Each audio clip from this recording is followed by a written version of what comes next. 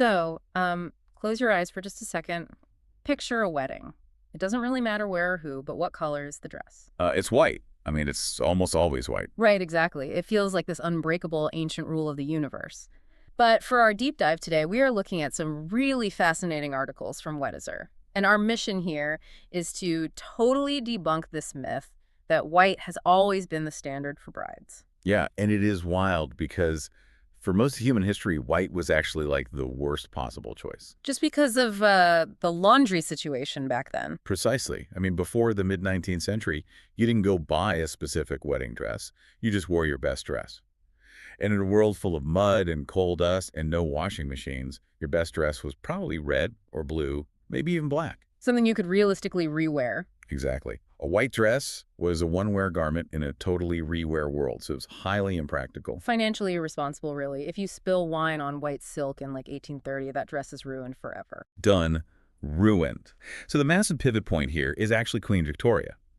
When she marries Prince Albert in 1840, she chooses white, but crucially not for purity. Oh, really? Because that's the whole association now. Right, that symbolism came way later. She actually Yeah. chose it for economics. Victoria wanted to support British trade, specifically this handmade lace industry in Devon called Honiton lace, Oh, so it was like a dying cottage industry? being totally crushed by cheaper machine-made lace. Yeah. So she needed a high-contrast canvas to make that intricate handmade lace pop.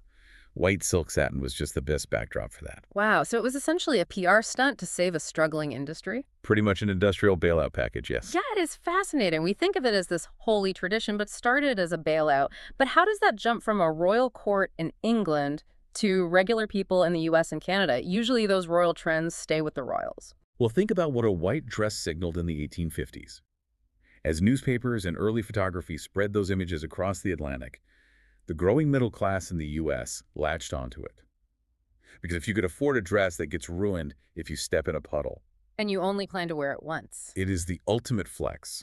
Conspicuous consumption. It showed you had money to burn and servants to scrub out the stains later. And then the whole purity and innocence myth gets retrofitted onto that wealth status symbol. Exactly. The Victorian era loved to moralize things. And in Canada, those strong ties to the British monarchy really accelerated the trend too. Which brings up a great point from the sources. If you try to focus on the Weddizer website for cultures and traditions purposes, which you can find in their business section, there is amazing planning guidance through articles related to niche modern traditions. Yes, the modern landscape is a fascinating blend. We see a lot of multicultural Canadian weddings now, where brides wear traditional cultural attire for the ceremony. Like bold reds or golds. Right. To honor their heritage. But then they change into that Victorian white gown for the reception. It is so interesting how the white dress survived everything else.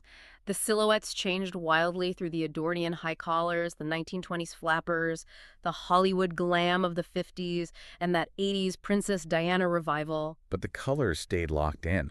And even looking at the 2026 landscape, now white remains dominant. Despite sustainable fabrics and vintage redesigns trending right now. Exactly. Classic white is still the powerhouse search term. People want to participate in that 200-year-old history. The emotional pull of it creates this gravity. You want to be part of that chain, even if the chain only started because a queen liked lace. It really highlights how arbitrary our cultural norms are. We participate in a shared history, but the origin point is surprisingly pragmatic. It really is. And I want to leave you, the listener, with a provocative thought based on all this. Right. What if Queen Victoria had decided to show off a different textile? Say, a bright crimson velvet. We would almost certainly be walking down the aisle in bright red today. Just a 200-year game of follow the leader. Definitely something for you to chew on the next time you get a wedding invite. Thanks for joining us on this deep dive.